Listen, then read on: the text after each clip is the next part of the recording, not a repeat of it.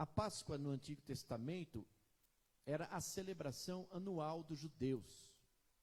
Eles comemoravam a libertação da escravidão do Egito. A palavra Páscoa vem da palavra hebraica que significa passagem. E você sabe, não custa lembrar, os textos bíblicos sagrados relatam que o anjo da morte passou por cima, não entrou nas casas e preservou a vida dos filhos dos israelitas. Já no Novo Testamento, a Páscoa, por assim dizer, foi ressignificada com Jesus Cristo. É uma celebração, é uma festa também, mas uma festa, uma celebração dos cristãos, e nós comemoramos a ressurreição de Cristo. É a passagem da escravidão, do pecado, da opressão para a liberdade.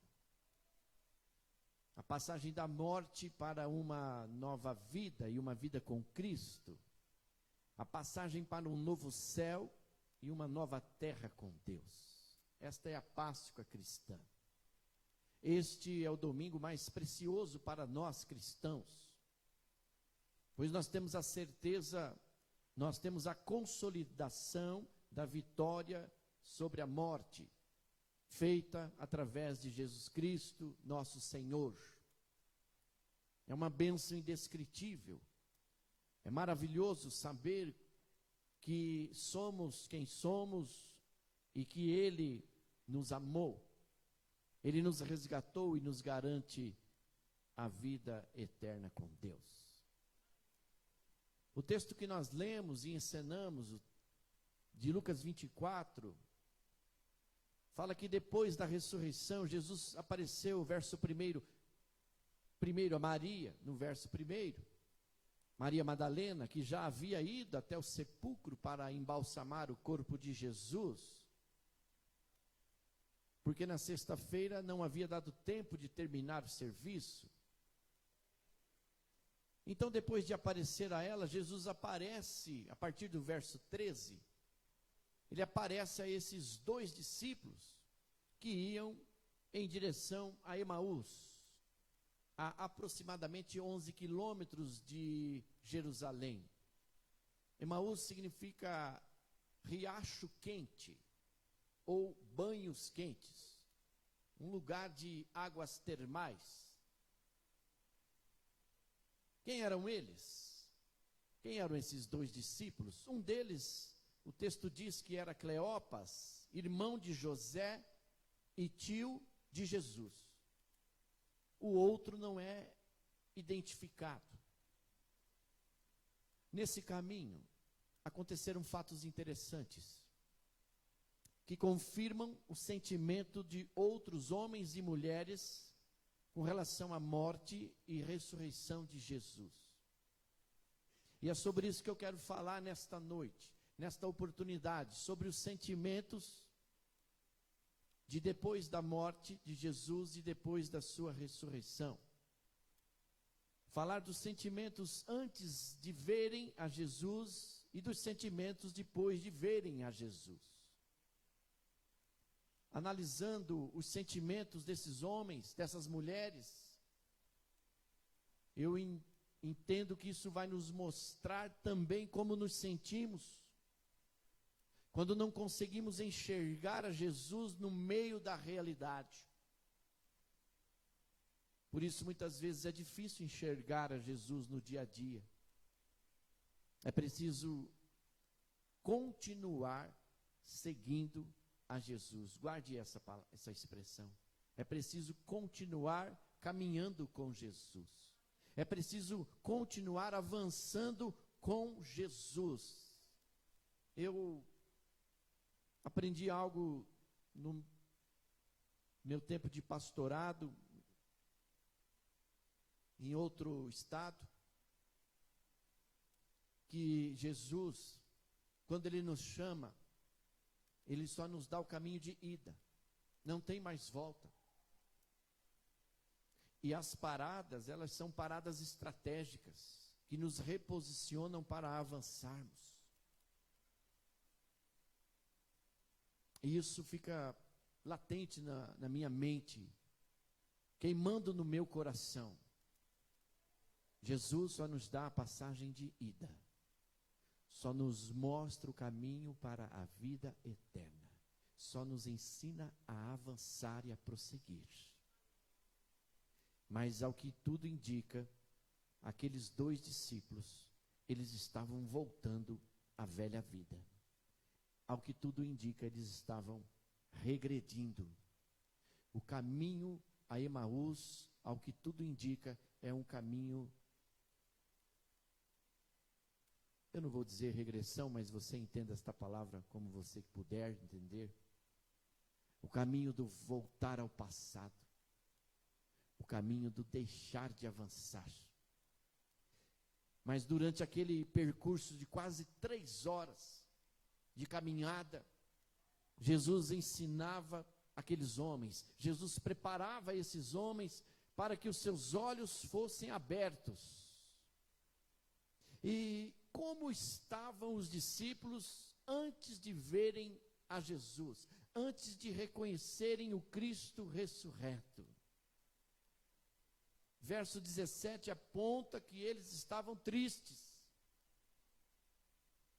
Eles estavam tristes. Rostos entristecidos. E o próprio verso 17 diz que eles pararam. A tristeza fez com que eles parassem de caminhar.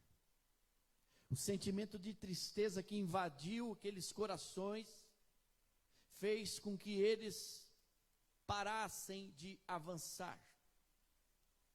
Você já parou de caminhar porque estava triste? Eu acho que essa é uma das primeiras reações humanas, quando estamos tristes. O primeiro pensamento humano é querer desistir, querer parar com o que estamos fazendo, no ritmo que estamos andando, porque afinal de contas 11 quilômetros, e o Jonathan, um dos nossos atletas que nós temos aqui nesta casa, sabe que 3 horas é muito tempo, sim ou não? Para uma caminhada de 11 quilômetros. Talvez se fosse o Jonatas ou a Laura, faríamos ali em 10, 15 minutos. Nem tanto assim, mestre. Mas isso indica o quanto eles estavam tristes, o quanto a tristeza os atrasou no caminho, nessa caminhada que não é tão distante. Mas eles pararam. Muitas vezes, essa tristeza nos atrasa na caminhada. E se o motivo da nossa tristeza está relacionado com a nossa vida, isso é mais difícil ainda. É o caso desses homens aqui. Eles estavam entorpecidos por causa da tristeza. Eles estavam realmente decepcionados, amargurados. Aliás, eles estavam bravos. Verso 18 diz que eles ficaram bravos com Jesus, que estava até ali no meio deles, mas eles não o reconheceram. Tanto que eles perguntaram de uma forma crítica: como que você não sabe do que aconteceu nesses dias? Sendo que todas as pessoas, todos os peregrinos avançavam para Jerusalém por ocasião da Páscoa, e eles estavam ali, as cidades estavam cheias, os povoados estavam lotados. Onde este homem, esse estranho estava, que não estava sabendo dos acontecimentos? Eles estavam tristes. E a tristeza os fez parar a caminhada. E a tristeza os fez ficarem decepcionados, amargurados, críticos, nervosos. Entende? Então, eu imagino que esse caminho de Emaús é um caminho que nos impede de avançar. eu estava vendo a história desses discípulos, e ao que tudo indica, eles não faziam parte da liderança direta de Jesus, dos 12, por assim dizer. Mas eu também percebi que, apesar deles não estarem ali conectados diretamente com Jesus, no colégio apostólico de Jesus ali, diretamente, eles sabiam o que tinha acontecido, eles sabiam quem era Jesus, eles tinham visto milagres, eles tinham participado de sinais, prodígios, eles sabiam quem era Jesus. Mas eles eram pessoas que, talvez você possa entender assim, não eram tão importantes como aqueles 12. E eu fiquei pensando assim, por que Jesus sai de Jerusalém e vai atrás, ou vai acompanhar aqueles 2 discípulos de somenos importância? E também fiquei pensando, por que esses 2 discípulos, eles saem de Jerusalém, quando a ordem era permanecer em Jerusalém? E nós não estamos falando só de 2 discípulos que estavam distantes, e eles estavam tristes, estavam críticos, com raiva do que aconteceu. Mas nós vamos perceber também que João, a partir do capítulo 20, fala que os próprios discípulos da equipe de Jesus, dos 12 de Jesus, eles estavam trancados e com medo dos judeus. O que iria acontecer com eles naqueles dias que seguem a morte de Jesus. Mas esses 2 aqui nos traz algumas ideias. Que Jesus preocupa-se com todos indistintamente, com aqueles que estão mais próximos deles, na liderança, com os 12 discípulos que estão ali diariamente, mas com aqueles que estão um pouco mais distantes. Ele se preocupa com todos, e ele vai atrás de todos, para ganhar a todos, para pastorear a todos, entende? Ele não desiste daqueles 2 que estavam entristecidos, pelo contrário, ele se infiltra ali, naquela caminhada, e ele começa a conversar com eles. Quando ele é confrontado, ele não afronta, mas ele volta à palavra, e ele faz aqueles 2 discípulos não só caminharem para Emaús, mas voltarem a caminhar com a palavra. Voltar a caminhar na palavra. E esse voltar a caminhar na palavra é um fator indicativo, porque os olhos deles também foram abertos, porque eles voltaram para a palavra. Porque lâmpada para os meus pés, luz para o meu caminho, é a tua palavra, Senhor. Os 2 discípulos estavam tristes. Os 2 discípulos, eles estavam cegos. Eles não ficaram cegos. É diferente. Em segundo lugar, eles estavam cegos, porque estavam tristes, estavam cegos. As lágrimas muitas vezes nos impedem de vermos direito as coisas. Os olhos ficam embaçados, o nariz fica entupido, ou às vezes escorrendo, ficamos passando a mão nos olhos e não enxergamos muita coisa quando estamos assim, tristes e cegos para essa realidade. Na vida espiritual é igual, meus irmãos. As lágrimas nos impedem de vermos a presença de Jesus Cristo e os milagres de Deus. Os discípulos de Emaús, eles não conseguiram ver a Jesus. Por que será? Porque não compreenderam o que Jesus havia dito sobre todas as coisas que iriam acontecer naqueles dias.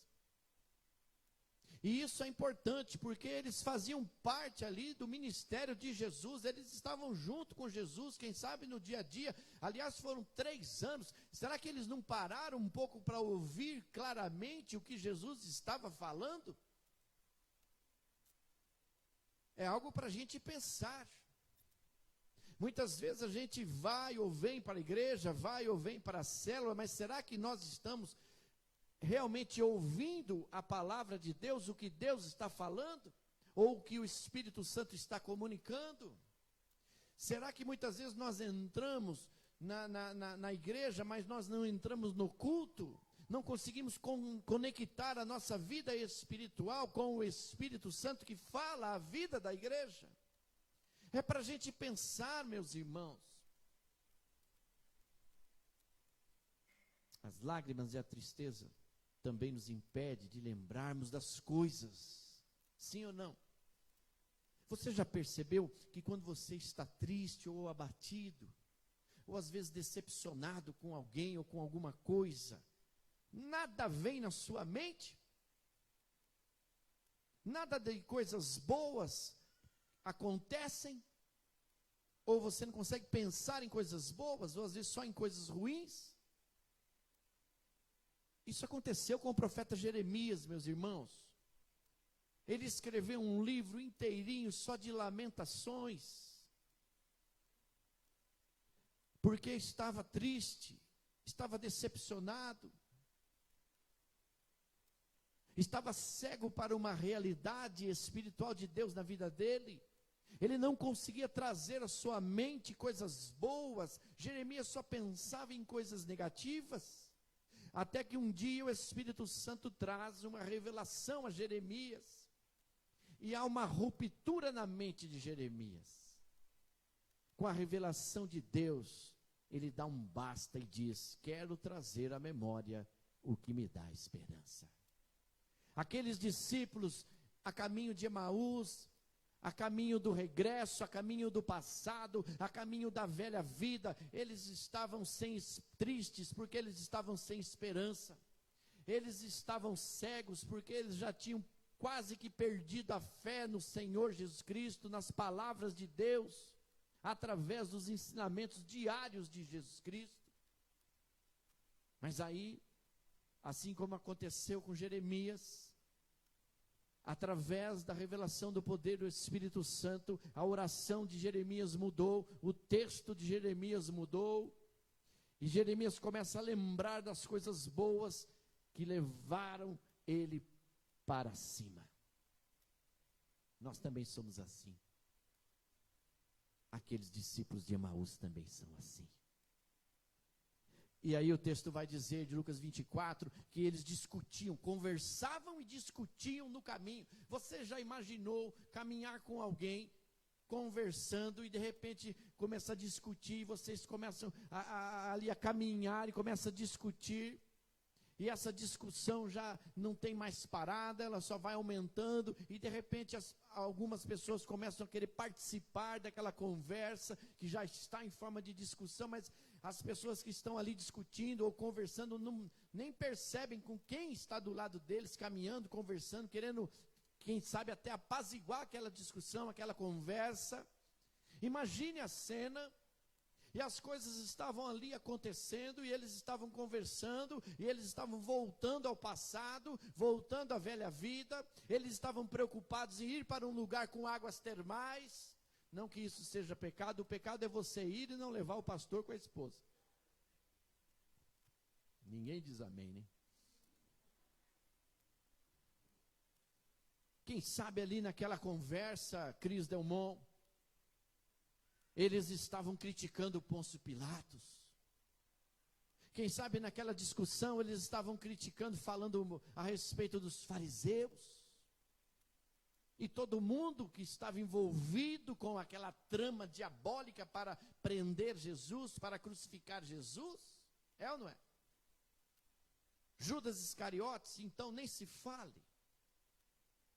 Quem sabe essa foi a primeira malhação de Judas.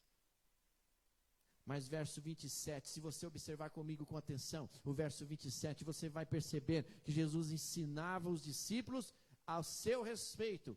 Ele não entrou na conversa, presbítera Cida Costa.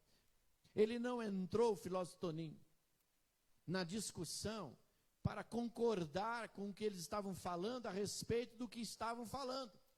Mas ele entrou na discussão, ele entrou na conversa para apaziguar, ele entrou na discussão para fazer a diferença, para mostrar para aqueles dois discípulos que estavam querendo voltar ao passado, que estavam deixando de avançar para um futuro promissor, para uma vida zoe, uma vida com qualidade de vida, uma vida abundante. Ele estava ali infiltrado naquela conversa para fazer a diferença na vida daqueles 2 discípulos, para chamar eles de volta para Jerusalém, da onde eles nunca deviam de ter saído, porque era ali que haveria de vir a promessa de Joel capítulo 2, a descida do Espírito Santo a partir daqueles 50 dias após aquela Páscoa. Então Jesus se preocupa com quem está triste, ele vai atrás de quem está triste, ele se preocupa em querer caminhar com quem está conversando, discutindo a respeito de coisas que não são do seu reino. Ele vai atrás dessas pessoas para trazê-las de volta para o seu rebanho, para o seu pastoreio, porque ele se preocupa definitivamente com todos e com tudo o que está acontecendo a nosso respeito, com as decepções que nós temos na vida. Ele se preocupa com cada um de nós. E ele se infiltra na nossa conversa. E ele se mete na nossa discussão, desculpe a expressão, para fazer a diferença que precisa ser feita. Meus amados irmãos, o verso 27 vai dizer que ele começa a falar a respeito dele. E andaram ali 3 anos com Jesus, como eu disse, repito, ouviram suas palavras, viram seus milagres, mas agora eles não conseguiam reconhecer Jesus.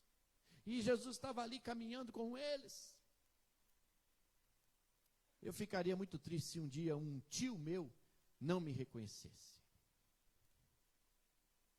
Eles estavam cegos, mas o que nos torna cegos, meus irmãos?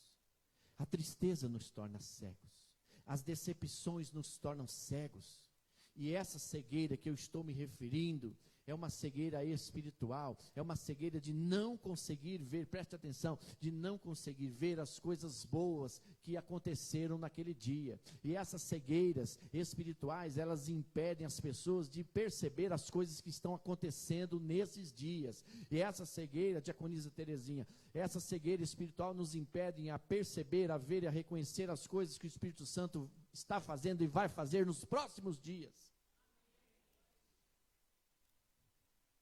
Porque a pessoa, quando ela chega a esse ponto de caminhar, de voltar para Emaús, de deixar com que a tristeza invada o seu coração, ao ponto de que ele fique cego para uma realidade, eu não vou dizer que a pessoa já está perdida porque a salvação está em Jesus, mas ele não está num caminho que é para a vida, e sim um caminho para a morte espiritual, o início de tudo. Por isso é preciso voltar com Jesus, é preciso avançar com Jesus, é preciso caminhar com Jesus, é preciso ouvir as palavras de Jesus, é preciso atentar para os seus ensinamentos, praticar os seus mandamentos.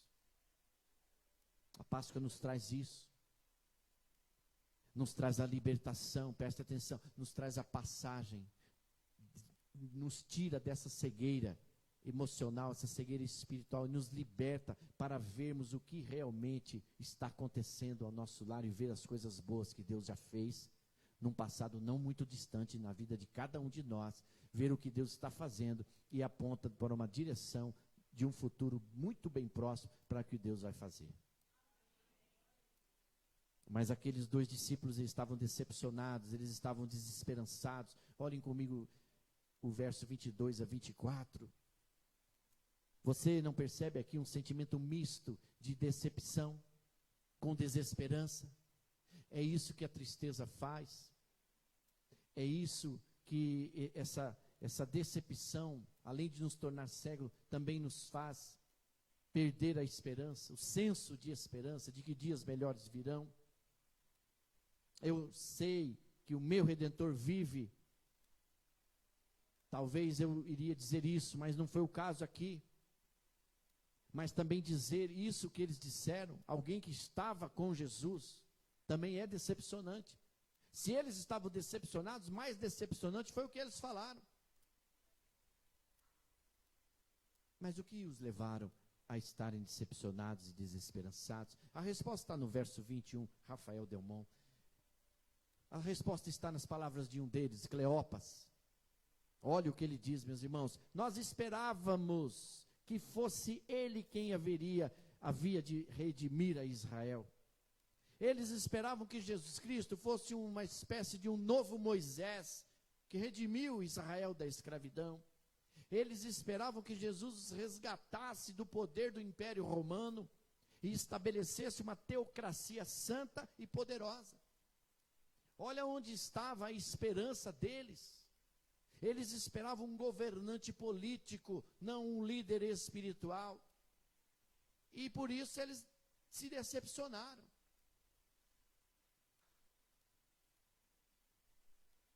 Eu estava vendo aqui no texto, por 2 vezes eu até grifei. E eu entendi que isso também é algo decepcionante na narrativa deles. O verso 19, eles falam assim: responderam eles, ele era um profeta. Eles já referem-se a Jesus no passado. Ei, Jesus não é o profeta? Ele não era o profeta, ele não foi profeta enquanto eles estavam ali? Ele não acumulou os 3 ofícios, profeta, sacerdote e rei, agora ele já era um profeta, não é mais? Só porque Jesus não fez a sua vontade, ele deixou de ser o teu Jesus, o teu Senhor, o teu profeta, o teu sacerdote, o teu rei? Só porque ele não atendeu às expectativas desses discípulos e quem sabe de outros, porque quem sabe esses 2 discípulos é a representatividade de uma multidão que tem que ver para crer. Ele era um profeta, poderoso em palavras, verso 19, e em obras, diante de Deus e de todo o povo. Mas aí o verso 21 fala, nós esperávamos que era ele que ia trazer a redenção a Israel, que era ele, já não é mais? Não acreditaram nas mulheres, o que também é decepcionante, porque elas já tinham ido ao túmulo, nas primeiras horas do domingo de manhã, elas já tinham falado, ele não está lá. Decepcionante foi eles não ouvirem as mulheres, não dar crédito ao que as mulheres falaram. E ao invés de fazer como João, como Pedro e outros alguns, de ir lá para conferir o que elas tinham falado, eles foram para Emaús, para uma direção oposta, percebe? O que é mais decepcionante? Não é o que eles falaram, mas o que eles também fizeram. Mas, nesta caminhada com Jesus para Emaús, eu aprendo a reformular a nossa caminhada. Jesus vem para libertar da escravidão, do pecado, estabelecer o seu reino, e eles não entendiam isso. Muitos se decepcionaram com Deus, ou melhor, muitos se decepcionam com Deus, porque esperam coisas que Deus não promete.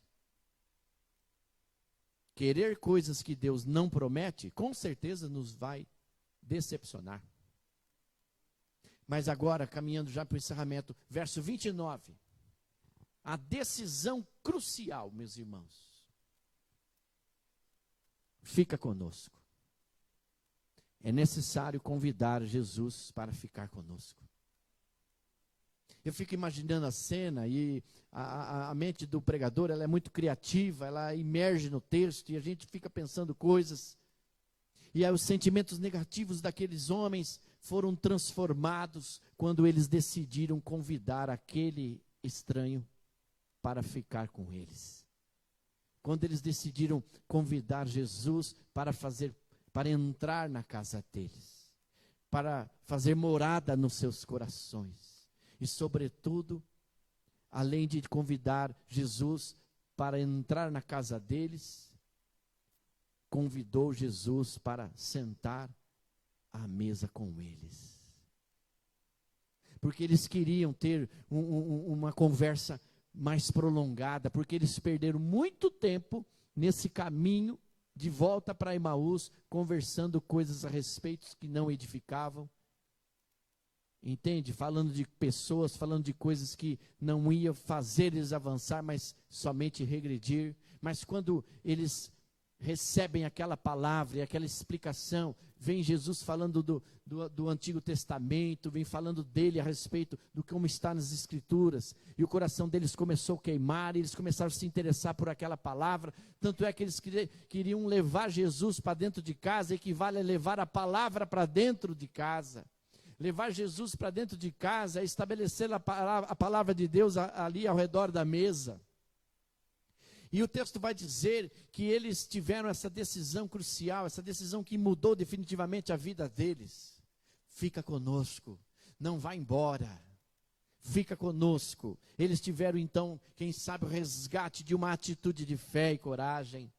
Até aquele momento eles estavam escutando todas as coisas ali que o Velho Testamento falava a respeito de Jesus, sem perceber que Jesus estava falando a respeito dele nas Sagradas Escrituras. Mas a intenção deles aqui é única e pura, continuar ouvindo para encontrar um fio de esperança nas palavras daquele estranho. Por isso eles constrangeram Jesus a entrar. Fica conosco. E essa foi uma decisão muito importante, uma decisão que eu e você, nós precisamos fazer diariamente nas nossas vidas, nessa caminhada com Cristo. Aqui as histórias começam a mudar. E é interessante a narrativa de Lucas, que ele vai conduzir Jesus para a mesa. A mesa nunca vai sair do ministério de Jesus. A impressão que eu estou tendo é que a cruz ela vai conduzir a gente para a mesa, vai fazer a gente voltar para a mesa. E a partir da mesa a gente vai avançar com Jesus na nossa caminhada. Aqui as histórias começam a mudar, as nossas histórias começam a mudar quando nós falamos para Jesus, fica conosco. Jesus entra e acontece que quando eles estão ali sentados ao redor da mesa para comer, porque afinal de contas uma caminhada desse porte deve dar fome, deve dar sede, eles estavam exaustos, eles estavam cansados, então eles precisavam de alguma coisa para comer. E eles oportunizam a Jesus o lugar de honra, que era o lugar central. E um deles, talvez o Cleopas, que ficou aqui nessa posição, ele também indicava uma posição de liderança na casa, na família. E aquele que sentava do lado de lá, por assim dizer, já não tão importante, mas um convidado. Mas o que me chama a atenção é que eles colocam Jesus no lugar de honra. Eles preparam a casa, eles arrumam a mesa e eles colocam Jesus, aquele convidado, aquele estranho, em um lugar de honra. Você faria isso? Talvez você ou eu, nós não convidaríamos esse estranho para entrar em casa, e muito menos convidar a sentar na mesa, e se fizéssemos, não daríamos o lugar de honra. É para a gente pensar apenas, porque esse estranho mudou a vida deles e a caminhada deles definitivamente. Esse estranho ao redor da mesa tirou aquela tristeza que estava naqueles corações. Esse estranho tirou aquela decepção, aquela frustração que eles estavam sentindo no coração deles. Porque quando eles falam agora que o coração estava queimando, verso 32, ardendo, o que significa esse ardume? Significa com certeza uma nova esperança, uma injeção de confiança, de ânimo, de fé, de coragem. Tanto que eles, ao partir do pão, eles reconheceram que aquele estranho era Jesus Cristo. Eles animaram de um tanto, eles retomaram a força de uma forma que eles desaperceberam da fome, do horário, e voltaram correndo imediatamente para Jerusalém para contar para os outros discípulos o que havia acontecido. Eles não se preocuparam que era noite, eles não levaram em conta o próprio argumento que eles falaram ali para Jesus: já fica conosco, já é tarde, é perigoso voltar nessa caminhada noturna. Mas quando o nosso coração está queimando, quando o nosso coração está ardendo, pulsando por Jesus, a gente não se preocupa com os riscos, a gente quer anunciar, a gente quer testemunhar a palavra, a gente quer falar que verdadeiramente Cristo ressuscitou e as mulheres tinham razão. Porque a gente quer tornar conhecido o que Cristo fez para nós lá naquela cruz. E quem sabe, quando Jesus pegou ali o pão, e deu graças e repetiu aquele ato que ele fazia todas as vezes com os discípulos, eles não reconheceram, peraí, essa palavra, essa voz e esse jeito de partir o pão, de repartir aqui os elementos, e se nós conhecemos essa pessoa, peraí, nós já caminhamos com ela há algum tempo, e quem sabe a hora que Jesus levantou o pão, eles viram ali o pulso, ali os braços de Jesus, os buracos dos cravos nas mãos de Jesus. E eles entenderam que eles estavam com o Cristo ressurreto. Então, amados, os corações estavam ardentes, porque a esperança estava sendo reconectada com Deus. A confiança estava sendo restabelecida nos propósitos divinos. E eles estavam reativando a fé em Jesus Cristo, mas agora no Cristo ressurreto. E o coração se estava ardendo, é óbvio que o coração deles já estava esfriando. Se o coração deles estava queimando, é óbvio que o coração deles já havia esfriado. Sim ou não, igreja? E como nós deixamos isso acontecer, o coração esfriar, quando nos afastamos da igreja, do convívio dos irmãos, da comunhão ao redor da mesa, quando nos afastamos de Deus, esfriamos o nosso coração, quando nos afastamos uns dos outros. E por que será que eles não comentaram isso antes? Porque eles não tinham certeza do sentimento que estava invadindo e esfriando os seus corações. Alguma vez você já se encontrou assim, igreja? O seu coração esfriar por uma decepção, por uma tristeza, por uma expectativa não atendida, ou por um problema não resolvido, que você talvez pediu para Deus, mas não veio da forma como você pediu, e o teu coração esfriou por causa disso. Mas ao perceber na sua caminhada com Jesus, na sua perseverança de fé com Jesus, no seu pedido de perdão, fala: Senhor, me perdoa porque eu via dessa coisa, agora estou vendo dessa forma, via dessa forma, agora estou vendo dessa forma, agora o meu coração começa a queimar novamente, começa a arder novamente, porque algo novo está acontecendo. Não deixe o seu coração esfriar. Diga aí para uma pessoa que está do seu lado, em nome de Jesus Cristo: meu irmão, não deixe o teu coração esfriar. Não deixe o teu coração esfriar, em nome de Jesus. Permita que essa Páscoa, na ressurreição do Senhor Jesus, venha aquecer o seu coração novamente, de alegria, tirar essa tristeza, fazer você perceber que mesmo quando você pensa em voltar para Emaús, o Senhor Jesus está caminhando com você. Ele se infiltra na sua conversa, na sua discussão, porque ele se preocupa com o que você está falando, a respeito do que você está falando, mas ele quer que você ouça ele falar dele para você. Porque é isso que vai libertar a gente da tristeza, da decepção. A presença dele vai fazer a diferença que precisa ser feita nas nossas vidas, meus irmãos. Anote aí, filósofo Toninho, o escriba João: corações ardentes se tornam corações valentes. Corações ardentes se tornam corações valentes. O coração de Cleopas ardia, porque Jesus havia chegado. E é certo. Mas o coração do outro discípulo também ardia. E o que eles foram fazer depois de receberem essa revelação de Jesus Cristo? Levar adiante, avançar com essa informação. Cristo ressuscitou e Ele está entre nós. Vamos orar. E depois vamos participar da ceia. Que Deus abençoe o poder desta palavra.